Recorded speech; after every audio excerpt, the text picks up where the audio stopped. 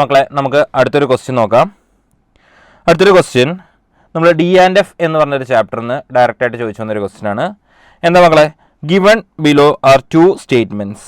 Statement 1, in lanthanoids the formation of cerium 4+ is favoured by noble gas configuration. അപ്പോൾ cerium 4+ എന്ന് പറയുന്നത് ഒരു noble gas configuration വഴി favour ചെയ്യുന്നുണ്ടോ എന്നാണ്. നിങ്ങൾക്കറിയാം സീറിയം എന്ന് പറഞ്ഞാൽ ആറ്റോമിക് നമ്പർ 58 ആണ്. അങ്ങനെയാണെങ്കിൽ സീറിയം 4+ എന്ന് പറയുമ്പോൾ that will be 58 minus 4 that is equal to 54. And 54 എന്ന് പറയുന്നത് നോബിൾ ഗ്യാസ് കോൺഫിഗറേഷൻ ആണ്. നോബിൾ ഗ്യാസ് കോൺഫിഗറേഷനിൽ വരുന്നതാണ് 54 ഇലക്ട്രോൺസ് എന്നുള്ളത്.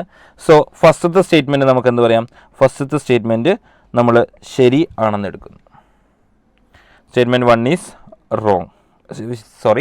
Statement 1 is correct.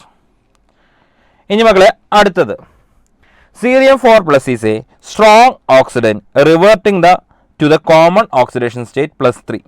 അതായത് പറഞ്ഞിരിക്കുന്നത് സീറിയം 4+ ഒരു ഇലക്ട്രോണെ അക്സെപ്റ്റ് ചെയ്തിട്ട് എന്ത് സംഭവിക്കും? സീറിയം 3+ അതിൻ്റെ കോമൺ ഓക്സിഡേഷൻ സ്റ്റേറ്റിലേക്ക് പോകുമെന്നാണ് പറഞ്ഞിരിക്കുന്നത്. അപ്പോൾ സ്ട്രോങ് ഓക്സിഡൻ്റ് ആണോ?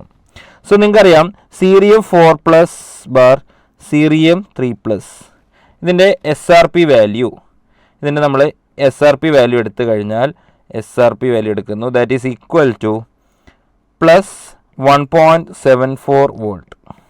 ഇപ്പോൾ NCERT തന്നിരിക്കുന്ന വാല്യൂസാണ് +1.74 വോൾട്ട് എന്ന് തന്നിട്ടുണ്ട്.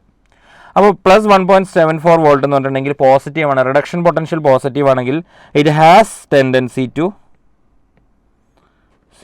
Undergo reduction. അപ്പോൾ റിഡക്ഷൻ നടക്കാനുള്ള ടെൻഡൻസി ഇവർക്ക് കൂടുതലായിരിക്കും. അങ്ങനെ റിഡക്ഷൻ നടക്കാനുള്ള ടെൻഡൻസി കൂടുതലാണെങ്കിൽ cerium +4 is a strong oxidant. അതെ, കാരണം അങ്ങനെ നടക്കുവാണെങ്കിൽ അതെന്തായിരിക്കണം? ഒരു സ്ട്രോങ് ഓക്സിഡൻ്റ് ആയിരിക്കണം. Because it go moving to +3 oxidant. So statement 2ഉം കറക്റ്റ് ആണ്. സോ നെറ്റായിട്ട് നമുക്ക് പറയാം statement 1 and 2 are correct. So both statement 1 and 2 are correct. Okay അല്ലേ?